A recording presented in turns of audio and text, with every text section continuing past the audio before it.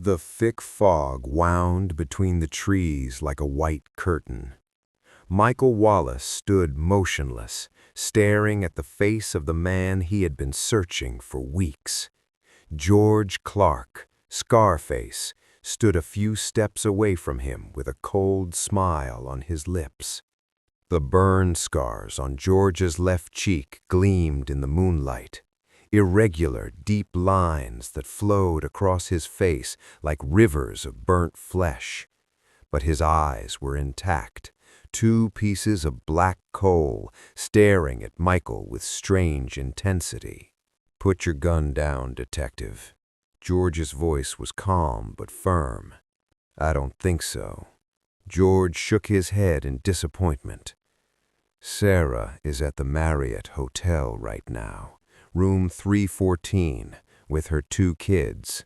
The boy's name is James, he's 8. The girl's name is Emily, she's 5. Want me to continue?" The blood froze in Michael's veins. He slowly removed his hand from his gun and placed it on the ground. "Good." George stepped forward and kicked the gun aside with the tip of his shoe.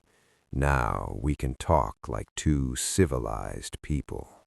George walked to a tree trunk and leaned against it. His hands were buried in his coat pockets. There was no weapon in his hands, but Michael knew this man was a weapon himself. "Why did you choose me?" Michael asked. George shrugged. "Because you're different. I read your case files. You're not just looking to make arrests. You're looking to understand. You want to know why people do what they do. And you want me to understand why you kill?" "No." George shook his head. "I want you to understand why I have to kill." George pulled a pack of cigarettes from his pocket and lit one. The matchlight illuminated his face for a moment, and Michael could see the depth of the scars. The skin on his face had melted like wax and folded over itself. "You know what's interesting about fire?" George exhaled the smoke. "Everyone thinks fire destroys, but I learned that fire cleanses. It burns everything dirty and leaves only the truth behind." "The truth about what?" George stared at his cigarette. "About the fact that this world is full of monsters, detective. Monsters with angel faces. Monsters that everyone thinks are good, but in private, in the darkness." His voice trembled. For the first time, Michael saw something other than coldness in his eyes. Pain. Deep, old pain. "Tell me about your mother," Michael said. George laughed, but his laugh was bitter. "My mother?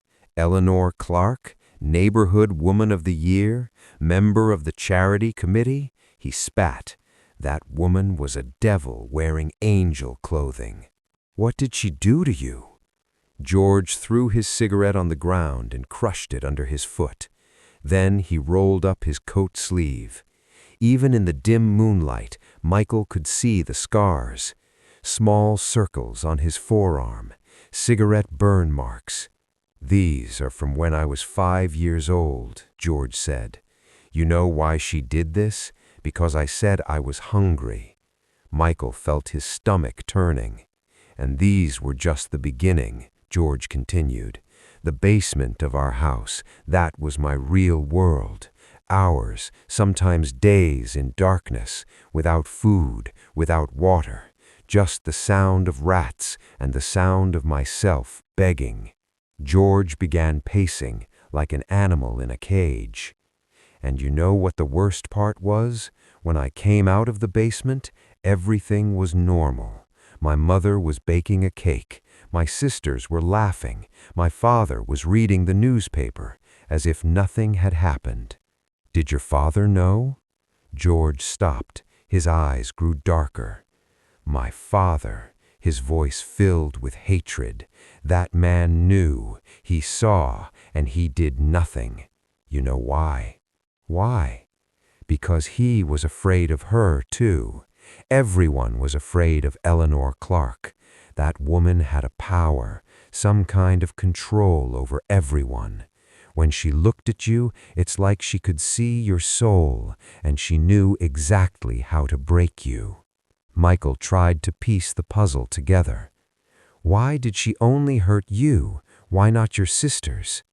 George laughed, a bitter, painful laugh. My sisters? George laughed, a bitter, painful laugh. Because my sisters were like her, red hair, green eyes, angel face. But me? He pointed to his burnt face. I looked like my father, dark hair, dark eyes, and my mother hated my father. Why? Because before marrying my mother, my father was in love with someone else, a woman with black hair. But his family forced him to marry my mother, and my mother never forgot that.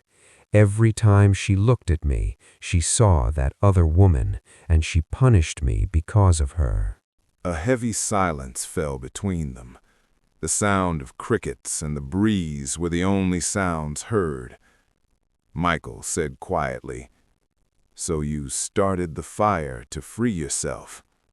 George nodded. "One night, my mother was pulling my hair out by the roots because I had said my hair was like father's. That night, something broke inside me, something I had been trying to hold together for years, and I realized that if I didn't do something, she would kill me one day. So you acted first." "So I saved myself," George corrected. "The next night, when everyone was asleep, I went to the kitchen. I opened the gas valve, and I put a candle next to the curtain. Then I went to the backyard and waited."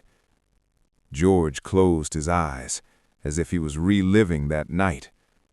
"The sound of the explosion, it's still in my ears. Then the flames, they licked out of the windows, orange, yellow, red, like my mother's hair." He opened his eyes. They were full of tears, but he was smiling. "And then the sound started, the screams, the begging, my mother's voice calling my name, 'George, George, help!' He laughed, and I just stood there and watched, just like she had watched for years when I was begging." Michael felt his legs go weak. This 12-year-old boy had experienced such hell that he had become a monster, and now... "But you got burned too," Michael pointed to his face. George ran his hand over his scars.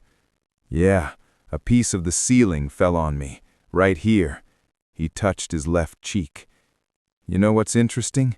This scar is exactly where my mother always hit me, as if the fire wanted to remind me. And now you're leaving the same wound on your victims. I'm marking them, showing that they were like my mother too. Maybe they look like angels on the outside, but inside..." Michael stepped forward. "George, these women are innocent. You don't know what kind of people they are just because they have red hair." "I don't know?" George cut him off. His eyes flashed. "I followed each of those women for weeks. I knew where they went, who they talked to, what they did." He pulled a small notebook from his pocket and tossed it toward Michael. "Read." Michael opened the notebook. It was full of small, detailed notes. "Victim number 1, Rachel Hopkins. Preschool teacher. Seems kind, but I followed her for 3 weeks. I saw her lock children in the dark closet when they cried, just like my mother. Victim number 2, Emily Sanders. Hospital nurse. Everyone thinks she's a saving angel, but at night she goes home and beats her husband with a belt like my mother. Victim number 3, Jessica Burns. Successful lawyer, city philanthropist of the year, but she imprisons her 8-year-old son in the basement, without food, without light, like my mother." Michael flipped through the pages one by one. Each victim had a similar story. women who appeared innocent on the outside, but in secret. Is this true?" Michael asked. "You can investigate," George said. "Go to their families, to their real victims, the ones who stayed silent for years because no one believed them." Michael closed the notebook. "Even if this is true, you don't have the right to be judge. That's the police's job, the courts." "Police? Courts?" George smirked. "The same police and courts that when neighbors reported screaming from our house said it was a family matter? The same system that returned me home to my mother because there was no evidence?" Silence. "The system is broken, detective, and I'm fixing it." A cold wind blew and pushed the fog aside. For a moment, moonlight fell directly on George's face. Michael could see a strange contrast. Half of his face was intact and almost handsome. The other half was a ruin of burnt flesh. "I want to show you something," George said. He started walking through the trees and gestured for Michael to follow. Michael knew it could be a trap, but he had no choice. Without a gun and without help, the only thing he could do was continue the game. They walked between trees for 15 minutes until they reached an old cabin. The wood was rotten and the roof was half collapsed, but faint smoke came from its chimney. "Welcome home," George said, and opened the door. Inside the cabin was dark. George lit an oil lamp, and the space was flooded with yellow light. Michael's breath caught. The walls were covered with photos, hundreds of photos, all of women with red hair. Some were newspaper photos, some were secret photos, some were— "Are these future victims?" Michael asked. "These are candidates," George corrected. "I haven't proven all of them yet. Maybe some of them are actually innocent." Michael looked at the photos. Dozens of women, hundreds of women, with different marks next to them. Some had red X's, probably those who had been killed. Some had question marks, and some— His eye caught one photo. Sara. The photo of his ex-wife was in the middle of the wall, with a red circle around it. "Why is Sara on the list?" Michael's voice trembled. George stood beside him. "Sara Wallace, formerly Sara Martin, married you in 2012, divorced in 2018, now married to David Harrison. I know all this. Why is she on the list?" George smiled, a smile that made Michael's back shiver. "Because Sara is one of them, detective, and you didn't know." Michael felt the ground disappear beneath his feet. "You're lying." "Lying?" George picked up a folder from the table and handed it to Michael. "Read." Michael opened the folder with trembling hands. Medical reports, school reports, and photos of a young boy, 8 years old, bruises on his face, burn marks on his hands, empty, lifeless eyes. Is this James?" Michael whispered. "Sara's son?" "Sara's son with her current husband. And yes, Sara is doing to him exactly what my mother did to me." Michael shook his head. No, it's impossible. I knew Sara. I lived with her for 5 years. And in those 5 years, you never had children. You never saw how she behaves with children." George cut him off. "Some monsters only wake up when they have children." Michael stared at the photos. He couldn't believe it. He didn't want to believe it, but the evidence was before his eyes. These could be fake." "Could be," George shrugged, "but they're not. Investigate. Go to James's school, to his doctor, to the neighbors, the same thing you always do." Michael clutched the folder tightly in his hands. His mind was in turmoil. If this was true, if Sara really— "Why are you showing me this?" he finally asked. George sat in a chair and put his feet on the table. "Because I want you to choose." "What choice?" "You can leave right now and try to arrest me. You'll probably succeed. The case will close. You will be a hero. And little James will continue his hellish life until one day he either dies or becomes me." Michael remained silent. "Or you can let me finish my work. Sara will be freed, James will be saved, and you'll have to live with the fact that you let a killer continue his work." "There's a third way," Michael said.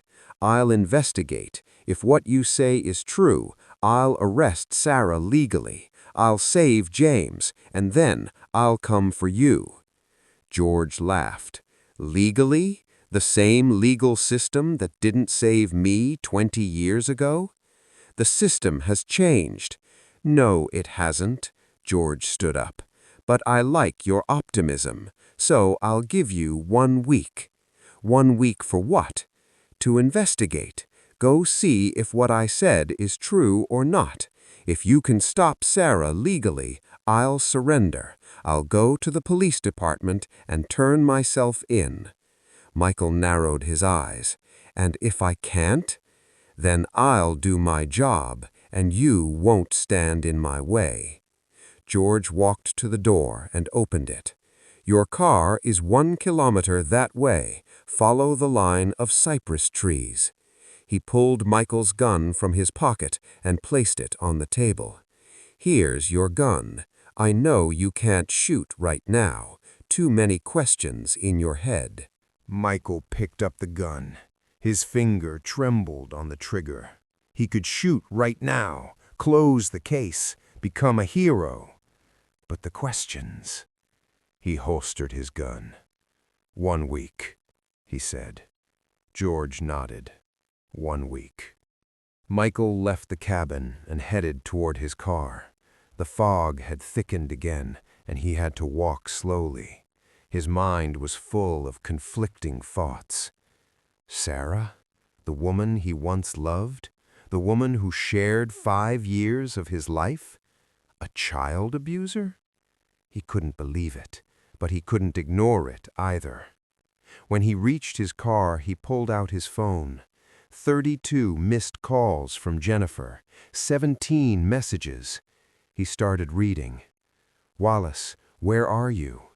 Answer the damn phone. Your phone GPS is off. What the hell are you doing? If I don't hear from you by morning, I'm sending a search team." Michael dialed Jennifer's number. "Wallace, where the hell were you?" "I was with Scarface." A long silence. "Are you alive?" "Yeah, I need to see you. Urgent." An hour later, Michael and Jennifer sat in an all-night coffee shop. Michael had placed the folder on the table, and Jennifer was flipping through it with wide eyes. Is this real?" "I don't know. That's why I need your help." Michael drank his coffee. "We need to investigate, without Sara finding out, without anyone finding out." Jennifer looked up. "Do you understand what you're saying? You're saying a serial killer gave you a folder and you want to investigate based on it? Maybe it's all a game. Maybe he wants to confuse you." "Maybe," Michael agreed. "But what if it's true? What if a child is really being hurt?" Jennifer looked at James's photo, the bruises on his face, his empty eyes. "Okay," she finally said. "We'll investigate." The next day, Michael went to the city where Sara lived, a small town in Virginia, 2 hours' drive from Baltimore. First, he went to James's school.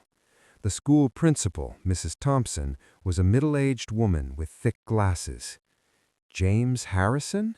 Mrs. Thompson shook her head. "Yes, I know him. He's a quiet boy. Very quiet." "Is there anything specific about him I should know?" Mrs. Thompson paused. She averted her gaze. "Why are you asking?" "A routine investigation." Mrs. Thompson took a deep breath. We noticed bruises on James several times. We asked. He said he fell down the stairs or fell during play. And you believed him? We reported it to Child Welfare Services. They sent an officer, went to their house, said everything was fine. Case closed. After the school, Michael went to Child Welfare Services. It took hours before he could find the report on James. The report was simple. Home visit conducted, safe and clean environment, parents cooperated, child showed no signs of abuse, case closed. But Michael knew how misleading these reports could be. Abusive parents are usually the best actors. They clean the house, smile, and threaten the child to stay silent. That evening, Michael went and watched Sara's house from a distance, a 2-story white house with a green yard. It looked like an ideal home, but Michael knew appearances could be deceiving. At 7 in the evening, Sara arrived in her car. She got out. Her red hair gleamed in the sunset light. She was still beautiful. She still had that charming smile. James was in the car too, an 8-year-old boy with brown hair and big brown eyes. He got out of the car and headed toward the house with his head down. Even from this distance, Michael could see the fear in his body language. Sara said something to James. The boy shrugged. Sara raised her hand and Michael held his breath. Sara hit James hard on the ear. The boy staggered. Sara grabbed his collar and dragged him toward the house. Michael clenched his fists on the steering wheel. His heart was racing. He wanted to get out of the car. He wanted to go to the house. He wanted to... But he stopped. If he went in now, what would happen? Sara could say she was disciplining her son. A slap wasn't a crime. He had no evidence. He had to wait. He had to gather evidence. He had to... His phone rang. Jennifer. "Wallace, I found something." "What?" "James's medical report from 2 months ago. He went to the emergency room. His arm was broken. They said he fell down the stairs. But the doctor noted in his report that the fracture pattern was inconsistent with falling downstairs." Michael closed his eyes. So it's true. It seems so. 3 days passed. Michael and Jennifer gathered every piece of evidence they could. Medical reports, neighbor testimonies. They even managed to speak with one of Sara's old friends who said Sara had terrible rages. But the problem was, none of this alone was enough. The judicial system needed solid evidence, an eyewitness, a confession. "We need to talk directly to James," Jennifer said. "If Sara finds out..." "She won't. We can talk to him at school." The next day, Michael went to James's school. With Mrs. Thompson's help, he was able to meet James in an empty room. The boy sat on a chair. His eyes were on the ground. His hands were trembling. "Hi, James," Michael said. "My name is Michael. I'm a police officer." James didn't raise his head. "I know your mom hurts you sometimes. I know you're scared, but I promise if you talk, I'll help you." Finally, James raised his head. His eyes were full of tears. "If I tell, she'll kill me." Michael's heart tightened. "I won't let her, I promise." And then James began to talk.